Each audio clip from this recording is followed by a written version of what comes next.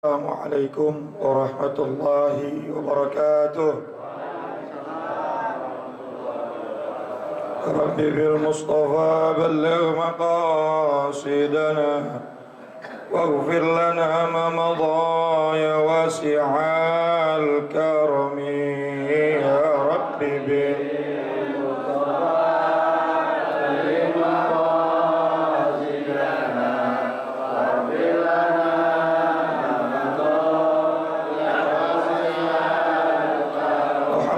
سيد الكونين والثقلين والفريقين من عرب ومن عجم يا ربي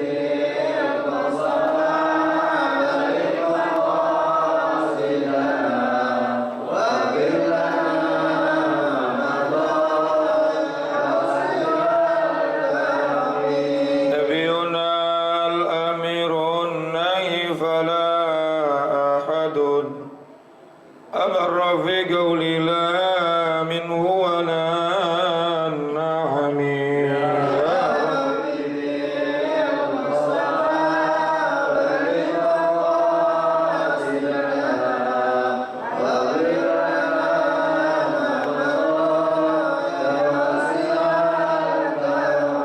والحبيب الذي ترجى شفاعته لكل هول من الأهوال مقتحم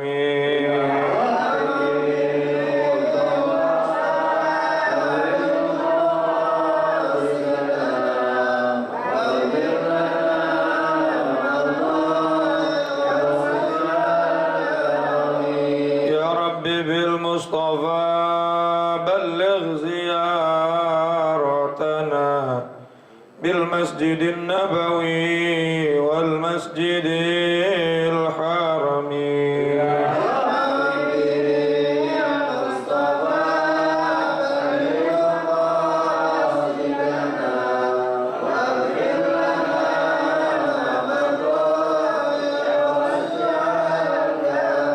اللهم صل وسلم الحمد لله الذي بنعمته تتم الصالحة وبفضله تنزيل البركة والكرمة وبرحمته تغفر الذنوب والخطيئة.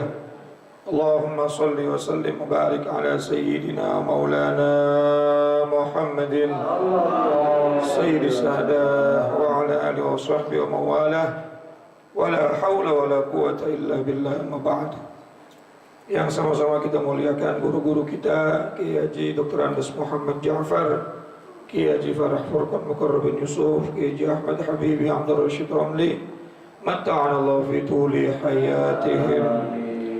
Juga pengurus Majelis Ta'lim Ukhuwah Islamiyah Bapak Haji Basroin, Ustaz Haji Muhammad Tahir, juga Kiai Haji Misjan, dan juga tidak lupa pengurus Masjid Al-Musabbihin Bapak Kiai Haji Wahyu Misbah MA, Ustaz Zikri Habri, dan para asatidzah lainnya yang mudah-mudahan semuanya tanpa terkecuali dimuliakan oleh Allah Subhanahu wa taala, serta seluruh para jamaah sekalian, bapak-bapak, ibu-ibu dan saudara-saudaraku yang tanpa terkecuali mudah-mudahan semuanya mendapatkan rahmat dan kemuliaan dari Allah Subhanahu wa taala. Puji syukur kita panjatkan kehadirat Allah, salawat dan salam semoga tercurah ruah kepada baginda Nabi besar kita Muhammad sallallahu alaihi wasallam, dan kita berharap mudah-mudahan kita semua termasuk bagian dari umatnya yang insyaallah kelak akan mendapatkan syafaatul uzmah di yaumil qiyamah.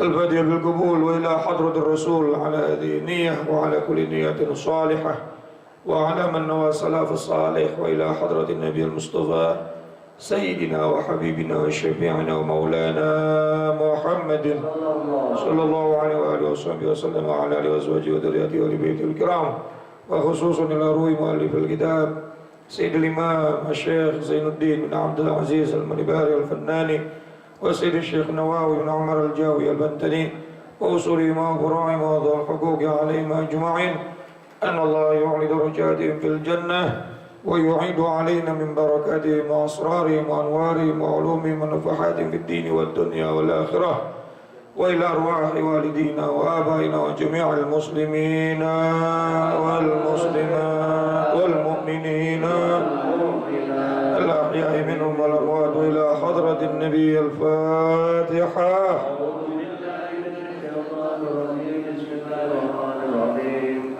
الحمد لله رب العالمين الرحمن الرحيم مالك يوم الدين إياك نعبد وإياك نستعين اهدنا الصراط المستقيم صراط الذين أنعمت عليهم غير المغضوب عليهم ولا الضالين. رب اغفر لي ولوالدي والمؤمنين بسم الله الرحمن الرحيم. قال المصنف رحمه الله تعالى ونفعنا بعلومه وأمدنا بأسراره في الدارين آمين. قال السحيمي, berkata Syekh Suhaimi, fi makna hadzal hadis, di dalam makna tentang hadis yang di atas yang kita bahas 2 atau 3 minggu yang lalu, yang Nabi bersabda, la yu'minu ahadukum hatta yuhibbu li akhihi ma yuhibbu li nafsihi. Tidak termasuk beriman salah seorang di antara kalian sehingga dia mencintai saudaranya seperti dia mencintai dirinya sendiri. Rawahul Bukhari wa Muslim.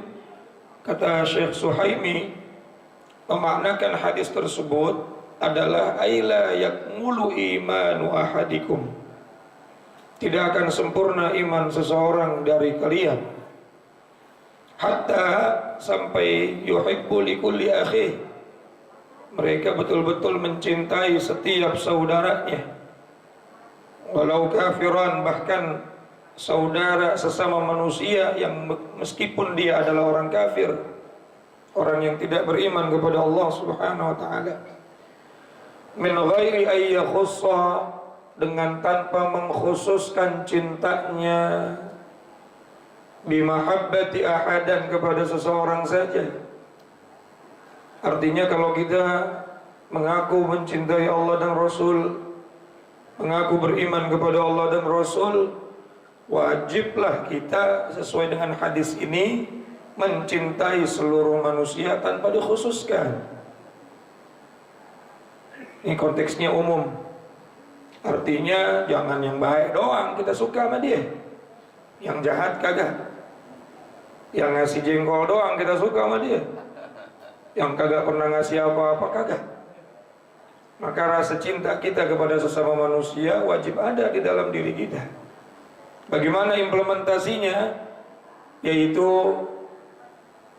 mithla ma yuhibbu ay yahsula li nafsihi min at-ta'ati wal mubahati dunyawiyah. Seperti dia suka memperoleh sesuatu untuk dirinya, maka dia juga lakukan kepada orang lain. Ketika dia diperlakukan oleh orang, dia suka, maka perlakukan hal itu juga untuk orang lain. Itu implementasi dari sifat mahabbah. Implementasi yang paling rendah daripada sifat mencintai. Ketika kita disuka, dihormati orang lain, maka kita hormat kepada orang lain. Ketika kita tidak suka disakiti oleh orang lain dengan ucapan dan perbuatan, maka kita jangan pernah menyakiti orang lain dengan ucapan dan perbuatan. Itu implementasi yang paling ringan, bukti yang paling rendah dari hadis la yu'minu ahadukum hatta yuhibbu li akhihi ma yuhibbu li nafsihi.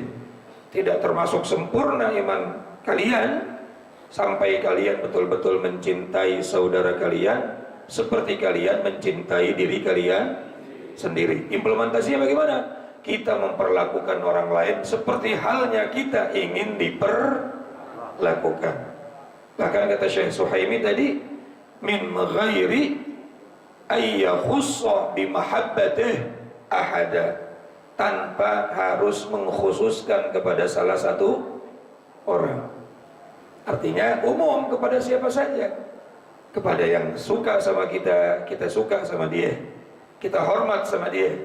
Begitu pula kepada orang yang gak suka sama kita, kita tetap hormat sama dia, kita tetap memperlakukan sesuatu hal yang ketika kita diperlakukan kita suka.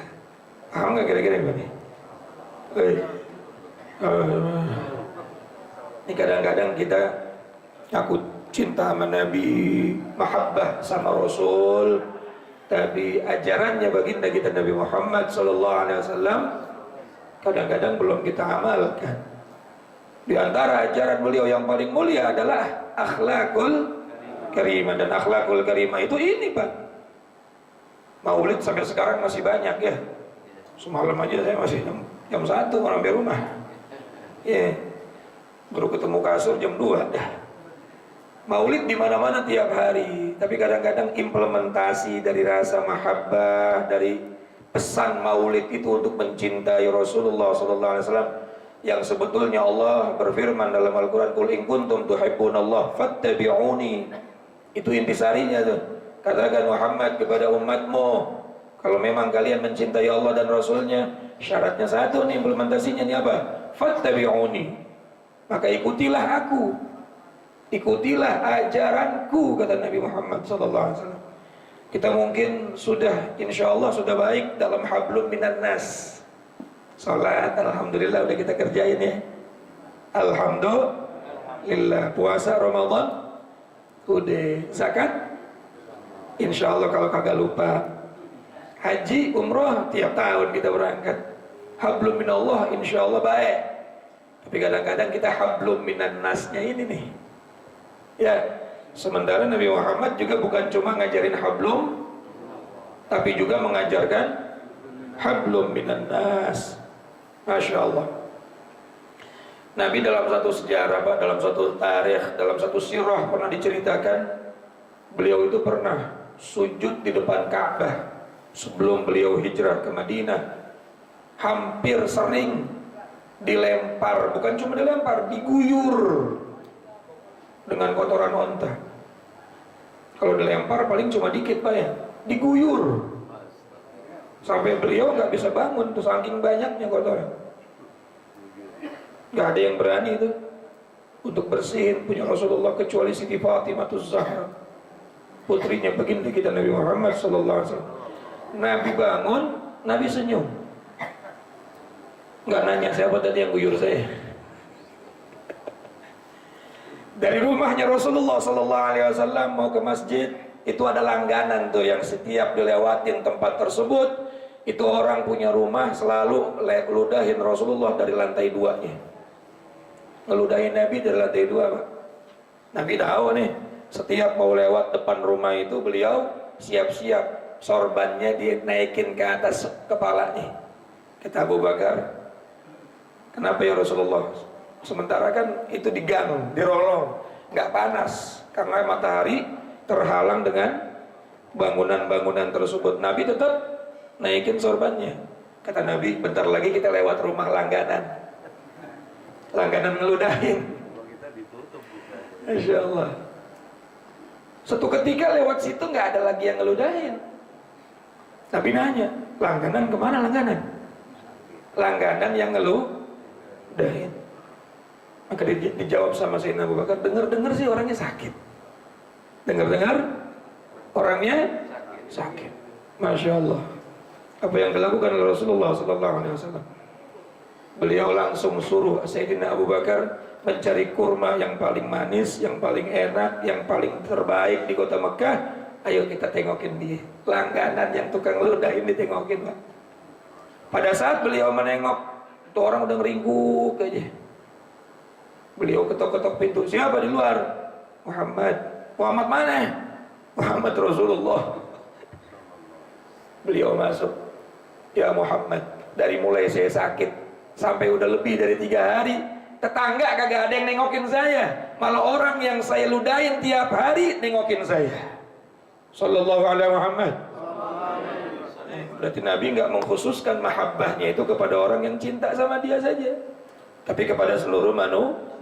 Jelas rahmatan lil, bahkan kepada orang yang benci kepada beliau pun beliau doakan, Allahumma a'izzal Islam bi umrain, dalam sebuah hadis riwayatnya sahih. Ya Allah, agungkanlah ini agama Islam, muliakanlah agama Islam ini dengan engkau masukkan 2 orang Umar. Yang dimaksudkan 2 orang Umar itu, ini dua-duanya orang benci sama Nabi nih, Umar bin Khattab dan Umar bin Hisham. Umar bin Hisham siapa, Pak? Abu Jahal. Abu Jahal. Abu Jahal nama aslinya Umar bin Hisham, tapi didoain nama Nabi. Subhanallah. Cuma yang dapat hidayah Umar bin Khattab. Tetap Rasulullah baik sama orang-orang yang jahat sama beliau. Nah, ini makna hadis, la yu'minu ahadukum hatta yuhibbu li akhihi ma yuhibbu li nafsihi. Tidak termasuk beriman di antara kalian, ay la yakmalu imanu ahadukum, tidak termasuk sempurna iman di antara kalian sampai kalian mencintai saudara kalian seperti kalian mencintai diri kalian sendiri. Salah satu caranya bagaimana? Bersikap dengan sikap yang ketika orang itu bersikap kepada kita, kita suka. Kalau kita nggak suka, berarti kita jangan bersikap kepada orang tersebut. Ya, dari ucapan dan bi anta fa'ala ma'ahu ma tuhibbu ay yaf'alahu ma'ak. Seperti engkau berbuat sesuatu kepadanya dengan sesuatu yang kau suka jika ia melakukannya terhadap kamu. Wa tu'amilahu, dan engkau memperlakukannya bima tuhibbu ay yu'amilaka bih, sesuatu yang engkau jika dia memperlakukan kepada dirimu kamu merasakan suka. Wa tansahu bima tansahu bihi nafsak, dan engkau menasehatinya dengan nasihat yang sama juga untuk dirimu. Di antara rasa cinta kita kepada seseorang itu memberikan nasihat, memberikan peringatan, memberikan teguran. Itu bentuk rasa cinta, bentuk rasa sayang. Karena kita hujan-hujanan, kita tahu habis hujan-hujanan biasanya flu atau demam, betul nggak? Orang tua yang sayang bakal ngelarang, betul nggak? Ngelarangnya itu benci apa cinta? Cinta. Begitu pula ketika kita punya teman, punya bestie. Tahu bestie, Pak?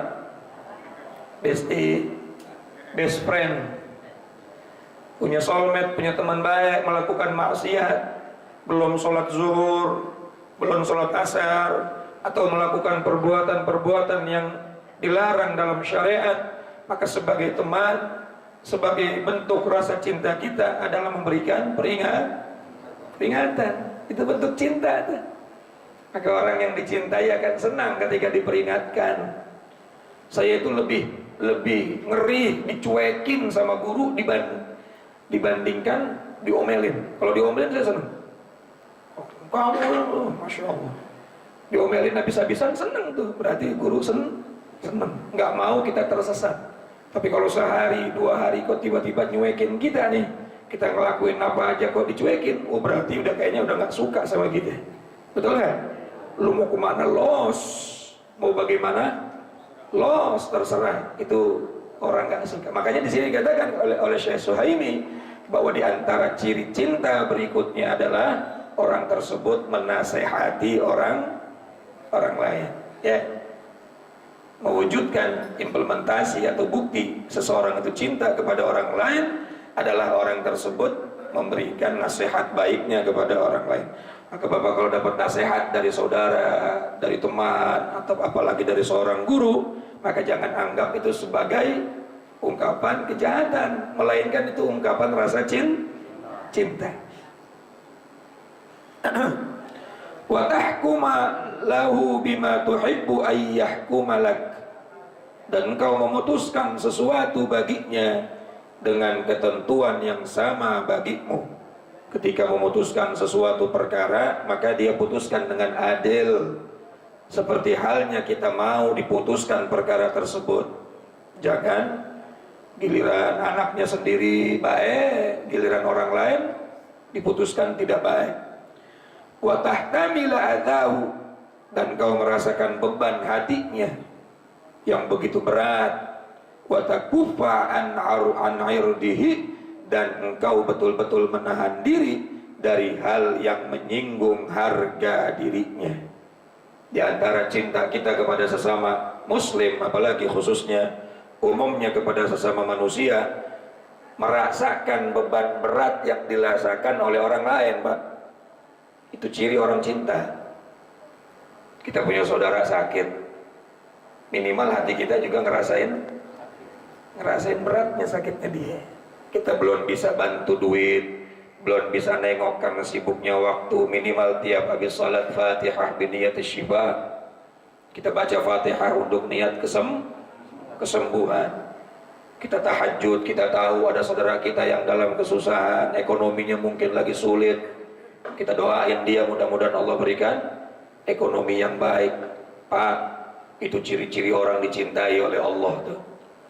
Tapi jangan pengumuman ya. Habis doain orang pengumuman terus.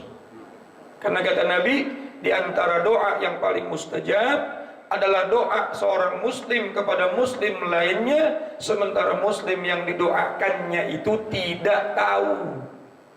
Orang yang kita doain dia nggak tahu kita ngedoain, itu paling cepat kabulnya. Pas udah kabul, udah baik-baik aja, motornya udah balik lagi tebus di Pegadaian, terus kita tanya dia, alhamdulillah kayaknya muka udah cerah nih, alhamdulillah bisnis udah mulai lancar, utang udah mulai kebayar. Mulai deh mulut nih kagak nahan buat pengumuman. Lu tahu nggak, tiap malam lu gue doain. Itu yang tadinya doa itu menjadi ibadah yang luar biasa, gara-gara mulut kita pamer ya. La tubtilu shadaqatikum bil manni walladha, suka ngungkit kebaikan, akhirnya tuh yang namanya kebaikan tadi yang luar biasa pahalanya tubtilu, hancur, batal ya. Masya Allah. Wa takufa an airudihi, kemudian kita juga menahan diri dari perbuatan dan perkataan yang dapat menyinggung perasaan saudara kita. Dari apa? Dari hal-hal yang merendahkan harga dirinya, dari hal-hal yang merusak harga dirinya. Wa idza ra'aita lahu hasanatan, dan jika engkau melihat ada satu kebaikan dalam diri orang tersebut atau dalam diri saudara-saudara kita, azharatha, maka engkau tampakkan kebaikan tersebut. Ya, kita punya saudara, kita punya teman, ada kebaikannya, tampakin. Cakepnya orang nih, baik, di wilayahnya yang rapi, di tetangganya rapi, ini orang baik, Masya Allah. Boleh itu. Tetapi ketika dia punya keburukan, katam taha, tutup rapat-rapat.